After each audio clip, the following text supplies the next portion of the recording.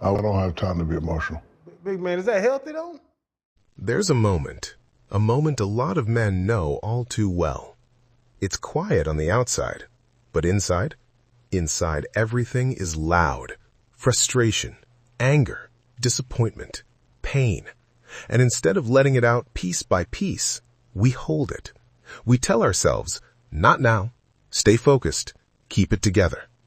But what happens when keeping it together becomes a way of life?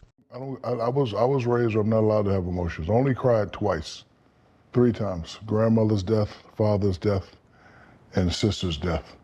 And not because I was sad, because I forgot to tell them thank you. I got to fulfill my grandmother's favorite wish.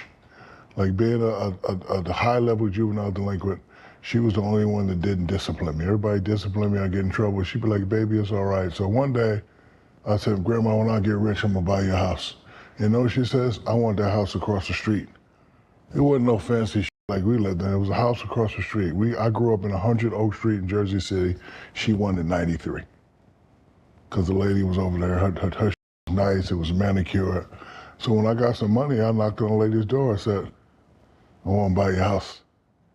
And she gave me a price, and I doubled her price, and I bought my grandmother her house.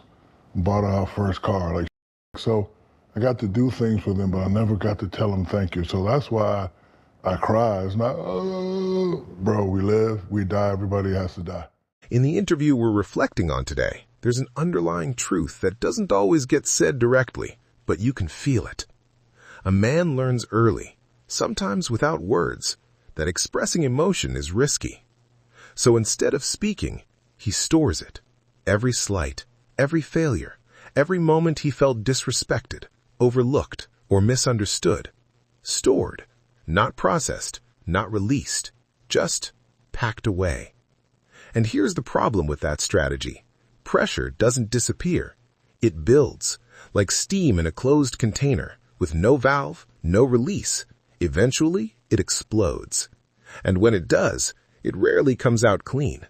It comes out as anger that doesn't match the situation, silence that turns into distance, or reactions that leave people saying, where did that even come from?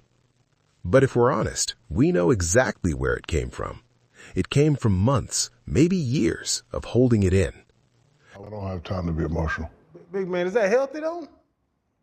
Now here's where it gets complicated, because people will say, just let it out, talk about it, express yourself. But they don't always talk about how difficult that actually is. Releasing emotion, especially for men, is unfamiliar territory. There's uncertainty. What if I say the wrong thing? What if I lose control? What if I open up and it gets used against me? So instead of risking that discomfort, we default back to what we know. Silence, control, containment. But here's the truth we can't ignore. What you refuse to release emotionally, your body will carry physically. Stress doesn't just live in your thoughts, it shows up in your body. Tension in your shoulders, tightness in your chest, headaches that won't go away. Long-term, high blood pressure, chronic stress, sleep issues, burnout, even heart problems, because your body was never designed to carry unprocessed emotion forever. So now we're stuck in a cycle. We don't release because it feels unsafe, but holding it in is slowly damaging us. Like you say you're almost trained to do it, but that's not how, my father recently passed. Yes. And it's the most I've cried in my life for that week. It kind of helped, it helped me crying. It helped me to show, I guess we used to call it weakness. Right. You know what I'm saying? Is it healthy that you like, it's almost like we take a pride in not being emotional, but we allowed to. I don't know if it's healthy or unhealthy, but you know the old saying, if it ain't broke, don't fix it? I am who I am, and I've been very successful doing it this way. I gotta keep it like this. So what's the alternative? It's not exploding, and it's not suppressing. It's learning how to release safely and consistently. And that starts small. Not everything has to come out at once. You don't have to unpack years of emotion in one conversation. Start here. Speak on things while they're still small. Put words to what you feel, even if it's just to yourself. Find controlled outlets, writing, walking, lifting, talking, because controlled release prevents destructive explosion. And maybe most importantly, give yourself permission to not have it all figured out. Releasing emotion isn't about being perfect, it's about being honest in real time. There's strength in control, but there's also strength in knowing when to let go. Because a man who never releases isn't in control. He's just waiting to explode.